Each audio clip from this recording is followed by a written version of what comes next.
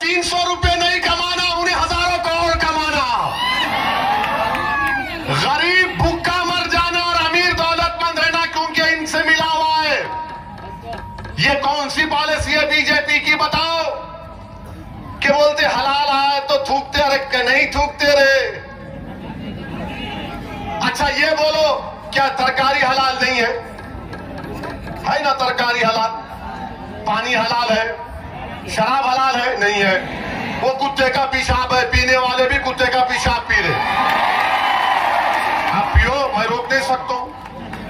पानी हलाल, Thums up हलाल, कोक हलाल, रूह अफ़ज़ा हलाल, फंटा हलाल, मौसम्बी का जूस हलाल, तरकारी हलाल, पानी हलाल, हवा हलाल। अब हराम क्या है बताओ?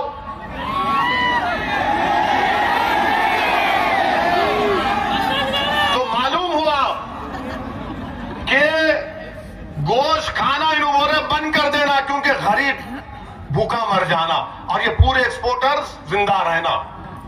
हम मर जाना, उन्हें जिंदा नहीं बल्कि अय्याशी करना अपने पैसों से। अब ये बताओ, कर्नाटका की बात हम कर रहे हैं, मैं मीडिया में देखा, ये मीडिया वाले जिम्मेदार, इन पे केस बुक करना, कैमरा वाले। उन्होंने ये बताए कि बोम्मई सरकार 40% पे काम करती। देखे ना मीडिया में आप? देखे नहीं देखे? देखे नहीं देखे? 40% पे डर रहे कहीं को जी? हमको कुछ मिला ही नहीं, 1% भी नहीं मिला हमारे को, उनको ही मिल रहा सब। अंदर बैठ के खम्मा में पूरे नंगे बोलते रहो, वैसा हाल है। 40%। तो करप्शन लेना हलाल है या हराम है? बीजेपी वाला बता दो हमको। करप्शन हलाल है या हराम है? 40% आप ले रहे। हमारा बेचारा एक गोश्त की दुकान पे 14 घंटे काम करता, कट बेचता, बेचारा उसके पीछे पड़ गया। अब आप ये बताइए, और फिर अब आप और एक बात इन्हों बोल रहे कि नहीं, हाँ इन्हों और एक बात बोले। भाई मोदी जी से पूछना चाह रहा हूं, मोदी जी क्या बीजापुर पाकिस्तान है? आपसे नहीं है, उनसे, दिल्ली के बादशाह से पूछ रहा हूं। इन्हों बोले Bijapur is almost like Pakistan है। ये भारत का अटूट हिस्सा है बाबू, और सुबह कयामत तक रहेगा। मोदी जी आप बोलो, ये भारत का हिस्सा है या नहीं है? बोलो मोदी जी। आपका आदमी बोल रहा है it is almost like Pakistan. No, it is India and it will always be India. Bijapur will be in India only. Bijapur is the heart of Karnataka. Bijapur is the history of Karnataka. Bijapur के ये गुम्बदें बीजापुर और कर्नाटका की खूबसूरती को दिखाती हैं, आदिल शाह की, निजाम शाह की और बैमानी बादशाहों की। अब आप बताइए मोदी जी, ये कैसा आदमी आपका बोल रहा हमको? इसको सिखाना पड़ेगा। वो सिखा, हम नहीं सिखा सकते। फिर मोदी जी आप बोलिए, आप देश के प्रधानमंत्री, आप बोलते हैं सबका साथ, सबका विकास, सबका विश्वास। इनका एक वीडियो निकला, इसमें उन्होंने बोले कि मैं मुसलमानों का काम ही नहीं करता। बोले नहीं बोले? बोले नहीं बोले? अच्छा, इससे पहले ऐसा कोई बोले इनको? इससे पहले मैं जो बोल रहा ऐसा कोई बोले खुलेआम? क्यों नहीं बोले?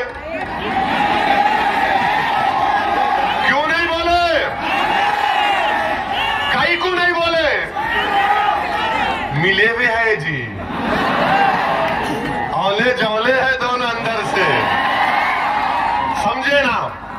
तू मेरी पीठ खुजा, मैं तेरी पीठ खुजाता हूं। मैं उसको डराता हूं, तू इसको समझा जाके। अब तुम डराए तो भी नहीं डरने वाले, तुम समझाए तो भी नहीं समझने वाले इंशाअल्लाह ताला।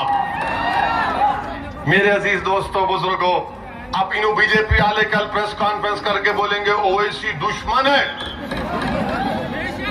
मेरे कॉन्स्टिट्यूंसी में लाल दरवाजा है, वहां पे लाल दरवाजे की मंदिर है।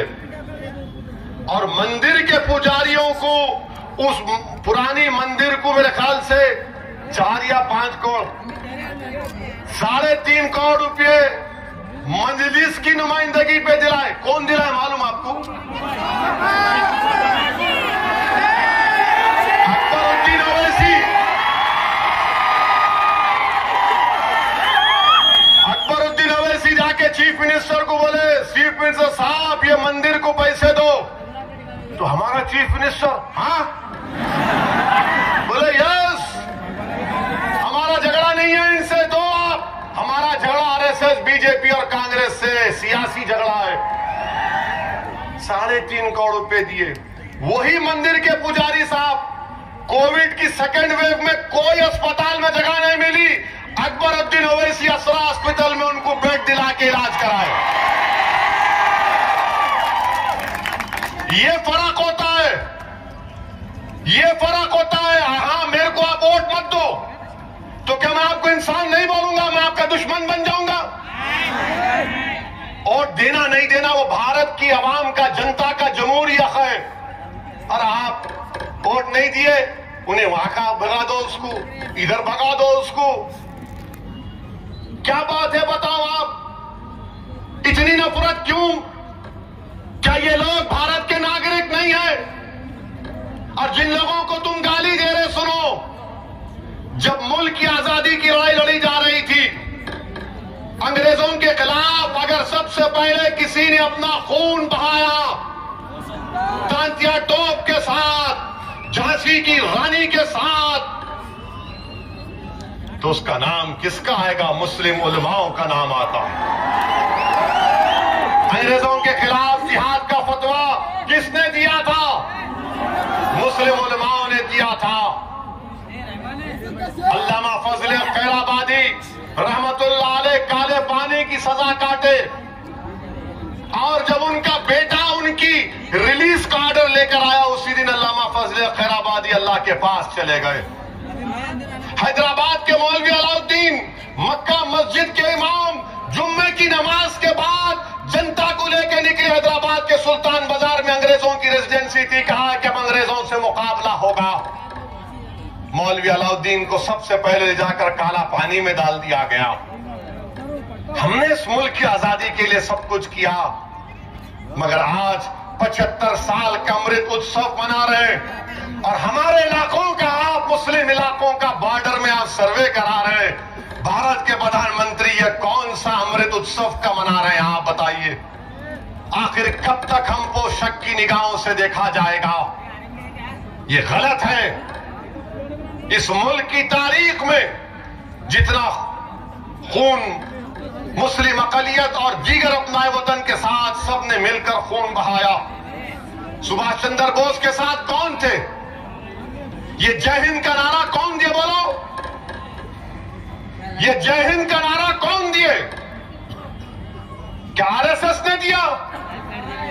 एक मुसलमान सिपाही थे जो नेताजी सुभाष चंद्र बोस के साथ थे, हैदराबाद के थे, जर्मनी में पढ़ रहे थे, नेताजी से मिले तो बोले मैं आपका दीवाना हो गया।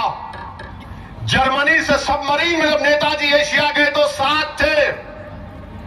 जय हिंद का नारा भी तो हमने दिया। अच्छा, ये तिरंगे का आखिरी डिजाइन किसने मुकम्मल किया? एक हैदराबाद की खातून थी जिसने तिरंगे के फाइनल डिजाइन को उस वक्त की हुकूमत ने अप्रूव किया। मेरे अजीज दोस्तों और बुजुर्गों, ये वतन हमारा है, आपका है, सबका है। इस वतन का कोई मजहब नहीं है। ये वतन ना मुसलमानों का है, ना हिंदुओं का है, ना ईसाइयों का है, ना सिखों का है। ये वतन इन तमाम का है। इस वतन का कोई मजहब ही नहीं है। भारत का कोई मजहब नहीं है। यही भारत की ताकत है, यही भारत की खूबसूरती है, और इस खूबसूरती को आपको हमको मिलकर बचाना है।